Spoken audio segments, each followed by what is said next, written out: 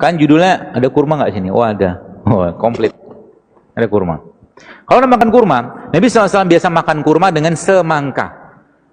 Kenapa? Sains ternyata menjelaskan bahwa ternyata Fa atau besi yang ada pada kurma ini itu terikat dengan sangat sempurna dan bisa meningkatkan fungsi Fa itu ketika dia ketemu sama vitamin C.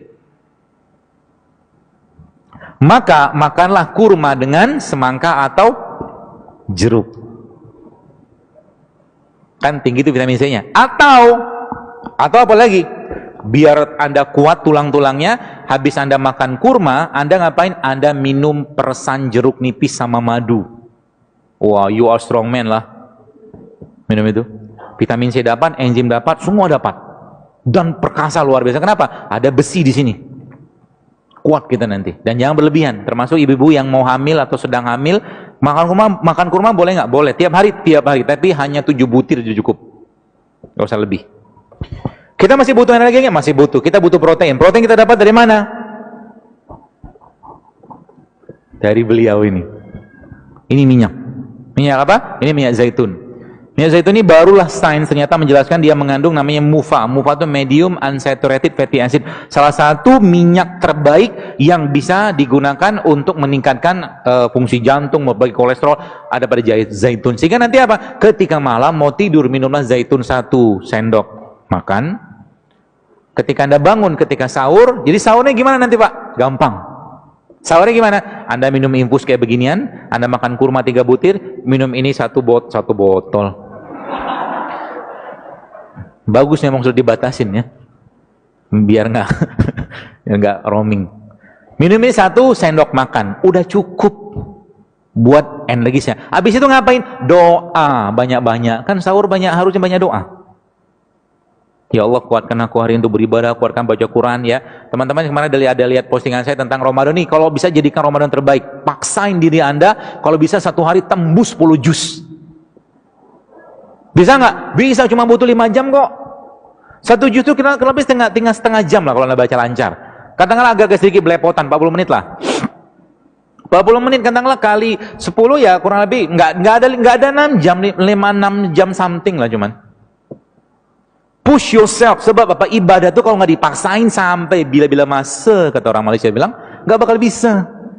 Sampai mati pun kalau kita nggak maksain tahajud, nggak bakal bisa. Serius. Sampai kapanpun kalau kita nggak maksain sholat duha, 12 rakaat, nggak bakal bisa. Serius. Ibadah itu kudu dipaksain. Apalagi Ramadan, pahalanya luar biasa besar. Yang biasa sedekah sekarang 10.000, goceng gitu kan. Ramadan, paksain sedekah yang besar gitu kan.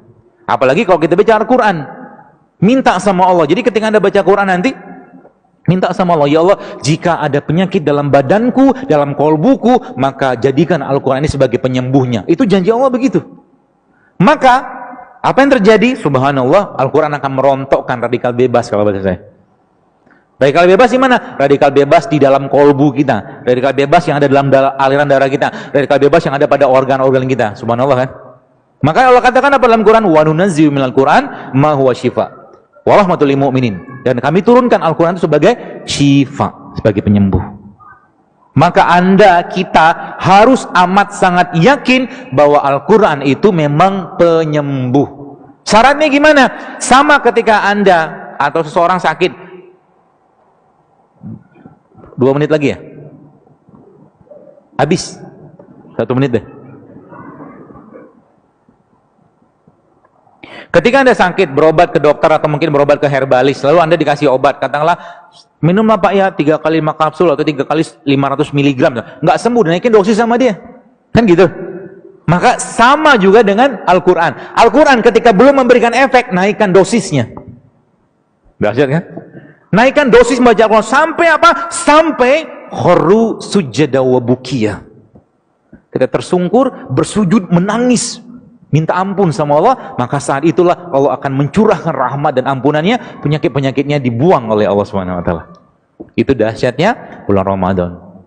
Ya, maka jangan sibuk dengan makanan bulan Ramadan. Itu kata kuncinya. Sibuk dengan ibadah aja. Banyakin zikir, mungkin yang kerja, saya katakan kalau memang sudah selesai kerjaannya ya udah baca Quran, pegang Quran. Ya, dan kita harus komitmen untuk di Ramadan khususnya kita menjadi sahibul Quran. Kita menjadi temannya atau sahabatnya Quran. Gitu ya, teman-teman sekalian, mudah-mudahan bermanfaat. Dan kajian-kajian saya khususnya ya, saya katakan ini bukan kajian untuk sekedar dicatat, tapi dipraktekkan. Kalau cuma catat doang, besok masih nyampah lagi, sama juga bohong. Gak usah datang kajiannya. Anda harus berubah. Sebab apa? Apa yang kita masukkan dalam diri kita saat ini, itu akan menjadi gen yang akan kita wariskan ke generasi depan. Ya, dan kita lihat Indonesia saat ini luar biasa besar ya. Apa boleh saya katakan? Ya, boleh saya katakan peracunan tanda kutip makanan kita saat ini mengerikan luar biasa. Sehingga apa? Tandanya apa? Autoimun zaman dulu nggak banyak, sekarang berjibun, berlimpah autoimun. Penyakit-penyakit yang nggak ada 50 tahun itu sekarang